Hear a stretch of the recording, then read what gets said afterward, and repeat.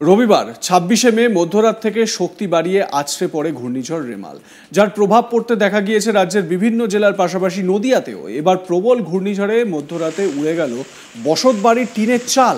অল্পের জন্য বড়সড় দুর্ঘটনার হাত থেকে রক্ষা পেল পরিবারের শিশুসহ অন্যান্য সদস্যরা।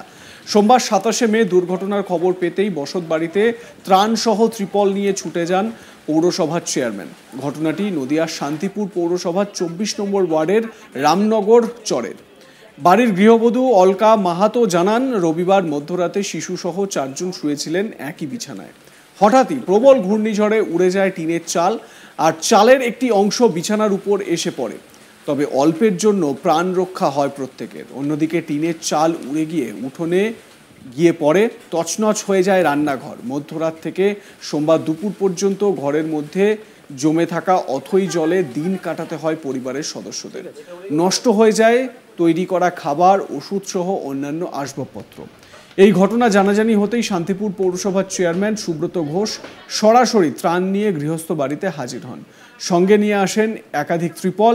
এরপর পরিবারের পাশে দাঁড়ান তিনি। যদিও ঘূর্ণিঝড় রেমাল মোকাবিলায় যুদ্ধকালীন পরিস্থিতিতে রবিবার থেকেই পৌরসভার পক্ষ থেকে একাধিক উদ্যোগ নেওয়া হয়েছে। এছাড়া এলাকায় এলাকায় মাইকিং চলছে। তবে এক প্রকার বলা যেতেই পারে, এই দুরবস্থার মধ্যে পৌর চেয়ারম্যানের পরিবারের পাশে দাঁড়ানোর কুর্নিশ জানিয়েছে গোটা পরিবার। ঠিক আছে,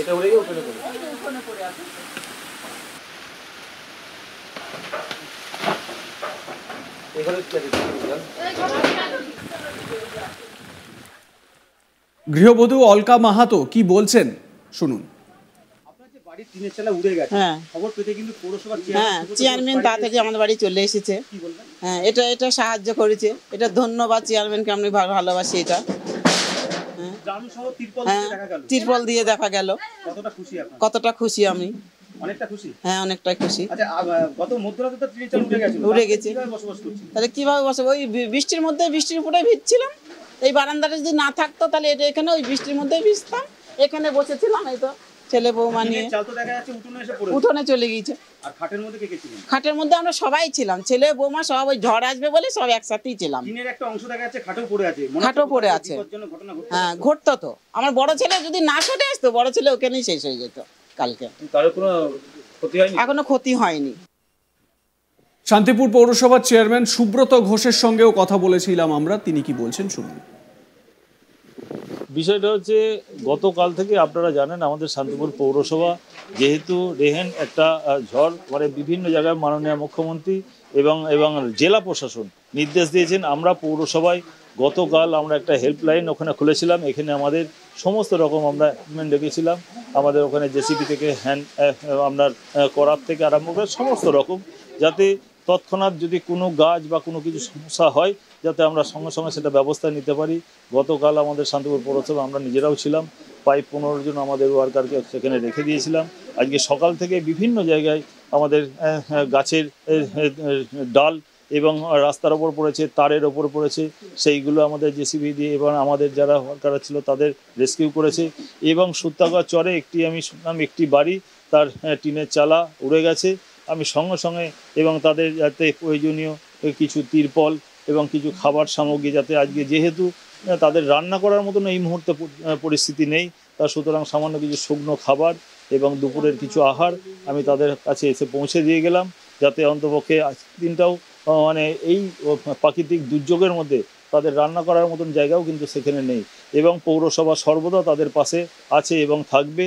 তাদের যাতে এই মাথার যে ছাদ আজকে টিনের চালা উড়ে গেছে, স্বাভাবিকভাবে সেই চালা যাতে আমরা জেলা প্রশাসনের কাছে নির্দিষ্টভাবে তার আবেদন আমরা জানাবো, যাতে তার ক্ষতিপূরণ তারা পান। নিশ্চিতভাবে পৌরসভা তাদের পাশে থেকে সর্বদা সাহায্য এবং সহযোগিতা করবে। আমার কলিগ বিশ্বজিৎ বন্দ্যোপাধ্যায় এ বিষয়ে তার প্রতিবেদন আপনাদের সামনে তুলে ধরছেন, দেখুন। মধ্যরাত থেকে শক্তি বাড়িয়ে আছড়ে পড়ল ঘূর্ণিঝড় র্যাম। আর এই ভয়াবহতা এতটাই বেশি ছিল যে ঘরের চাল উড়ে গিয়ে পড়ল উঠোনে এবং কিছুটা অংশ পড়ল বিছানায়। এমন ভয়াবহ রূপ তারা দেখেছে কিনা সন্দেহ। রাজ্যের বিভিন্ন জেলার পাশাপাশি নদিয়াতেও প্রবল আকারে ধারণ করেছিল ঘূর্ণিঝড়। মধ্যরাতে উড়ে গেল বসতবাড়ির টিন। অল্পের জন্য বড়সড় দুর্ঘটনা থেকে রক্ষা পেল পরিবার। শিশু সহ অন্যান্য সদস্যরা এই ঘটনার থেকে রক্ষা পেল। সোমবার ঘটনার খবর পেয়েই বসতবাড়িতে ত্রাণ এবং তিরপল নিয়ে ছুটে যায় শান্তিপুর পুরসভার চেয়ারম্যান সুব্রত ঘোষ। শান্তিপুর পুরসভার 24 নম্বর ওয়ার্ডে রামনগর চরের বাড়িতে এই রকম ঘটনা। গৃহবধূ অলকা দেবী জানাচ্ছেন যে তারা যখন মাঝ রাতে শুয়েছিলেন হঠাৎই ঘূর্ণিঝড় হয়। সেই সময় তারা লক্ষ্য করেন তাদের টিনের চাল উড়ে গিয়ে উঠোনে পড়ল এবং কিছুটা অংশ তাদের বিছানায়। সঙ্গে সঙ্গে তারা উঠে পড়েন এবং অল্পের জন্য রক্ষা পায় তারা, কারণ ওই চালের অংশ যদি চাপা পড়তো তাদের অবস্থা অন্যরকম ঘটনা ঘটতে পারত। হঠাৎ প্রবল ঘূর্ণিঝড়ে উড়ে যখন যায় টিনের চাল, অথচ চালের একটি অংশ পড়ে তাদেরই পাশে। আর এই ঘটনার পরেই বৃষ্টি এবং ঝড়ের দাপটে সোমবার দুপুর অবধি সেই ঘরে জলমগ্ন হয়ে অবস্থায় পড়ে থাকে। রক্ষা পায়নি রান্নার জিনিসপত্র, এমনকি ঔষধপত্র এবং গুরুত্বপূর্ণ জিনিসপত্র জলে নষ্ট হয়ে যায়। তছনছ হয়ে পড়ে রান্নাঘরের অংশ। মধ্যরাত থেকে সোমবার দুপুর পর্যন্ত ঘরের মধ্যে জল জমা অবস্থায় পড়েছিল। এই খবর পেয়েই শান্তিপুর পৌরসভার চেয়ারম্যান সুব্রত ঘোষ তিনি ত্রাণ নিয়ে ছুটে যান। তিরপল, ঔষধ এবং নানা জিনিসপত্র তাদেরকে আশ্বাসও দেয়া হয়। এই ঘটনায় ওই পরিবার কুর্নিশ জানিয়েছেন শান্তিপুর পৌরসভার চেয়ারম্যান সুব্রত ঘোষকে, কারণ এই বিপদের সময় চেয়ারম্যান যে এইভাবে ত্রাণ এবং তাদের পাশে থাকার আশ্বাস দিয়েছেন, এটাই বড় কথা। মধ্যরাত থেকে শক্তি বাড়িয়ে আছড়ে পড়ল যখন ঘূর্ণিঝড় র্যামেল, তখনই চারিদিকে ভয়াবহতার সৃষ্টি হয়েছিল। ঝড় সঙ্গে বৃষ্টি, আর এই বৃষ্টির সময় সঙ্গে সঙ্গে চাল যখন উড়ে গিয়ে উঠানে পড়ল এবং চালের কিছু অংশ বিছানার পাশেই পড়ে। 4 জন যখন ছিলেন, সেই চালের অংশ যদি তাদের মাথার ওপর পড়তো তাহলে ভয়াবহ দুর্ঘটনা ঘটতো।